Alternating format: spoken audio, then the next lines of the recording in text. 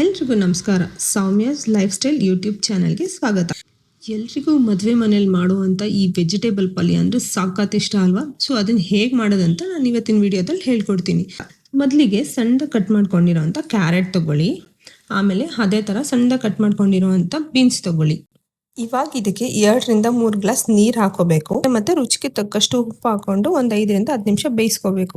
ಒಂದು ಮಿಕ್ಸಿ ಜಾರ್ಗೆ 8ರಿಂದ 10 ಬ್ಯಾಡಗಿ ಮೆಣಸಿನ್ಕಾಯಿ ಹಾಕೋಬೇಕು. ಒಂದು ಸ್ವಲ್ಪ ಕರಿಬೇವು ಹಾಕೋಬೇಕು. ಹಾಗೇನೆ ಒಂದು ಅರ್ಧ ಇಂಚ್ ಶುಂಠಿ, 1 ಸ್ಪೂನ್ ಜೀರಿಗೆ, ಒಂದು ಸ್ವಲ್ಪ ಅರಿಶಿನ ಪುಡಿ, ಆಮೇಲೆ ಅದಕ್ಕೆ ಸ್ವಲ್ಪ ತೆಂಗಿನಕಾಯಿ ಹಾಕೊಂಡು ಈ ಥರ ತೆರೆಯಾಗಿ ರುಬ್ಬಿಟ್ಕೋಬೇಕು.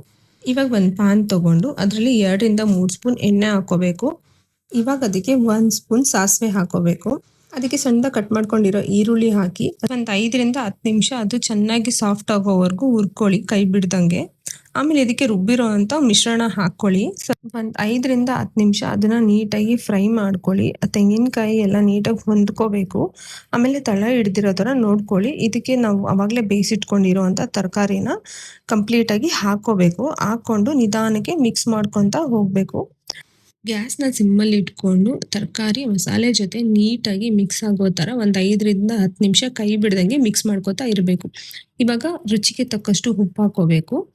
ಅದ್ರ ಜೊತೆಗೆ ಸಣ್ಣಗೆ ಹೆಚ್ಚಿರುವಂಥ ಕೊತ್ತಂಬರಿ ಸೊಪ್ಪು ಹಾಕ್ಕೊಂಡು ನೀಟಾಗಿ ಮಿಕ್ಸ್ ಮಾಡ್ಕೋಬೇಕು. ಇದನ್ನ ಆದಷ್ಟು ಲೋ ಫ್ಲೇಮಲ್ಲೇ ಇಟ್ಕೊಂಡೇ ಮಿಕ್ಸ್ ಮಾಡ್ಕೊಳ್ಳಿ, ಇಲ್ಲಾಂದರೆ ತಳ ಹಿಡಿಯೋ ಚಾನ್ಸಸ್ ಜಾಸ್ತಿ ಇರುತ್ತೆ. ಇವಾಗ ಮದುವೆ ಮನೇಲಿ ಮಾಡುವಂಥ ತರಕಾರಿ ಪಲ್ಯ ರೆಡಿ ಆಗಿದೆ. ನೀವು ಈ ಥರ ತರಕಾರಿ ಪಲ್ಯನ ಒಂದ್ಸತಿ ಟ್ರೈ ಮಾಡಿ ನನಗೆ ಕಮೆಂಟ್ ಸೆಕ್ಷನಲ್ಲಿ ತಿಳಿಸಿ ನಿಮಗೆ ಹೇಗೆ ಅನಿಸ್ತು ಅಂತ. ಈ ವಿಡಿಯೋ ಇಷ್ಟ ಆಗಿದ್ರೆ ನನ್ನ ಪೇಜ್ ಫಾಲೋ ಮಾಡಿ, ಲೈಕ್ ಮಾಡಿ, ಕಮೆಂಟ್ ಮಾಡಿ, ಶೇರ್ ಮಾಡಿ. Thank you so much. ಇದೇ ಥರ ವಿಡಿಯೋ ನೋಡಬೇಕು ಅಂತ ಅಂದರೆ ಸೌಮ್ಯಾಸ್ ಲೈಫ್ ಸ್ಟೈಲ್ನ ಫಾಲೋ ಮಾಡಿ.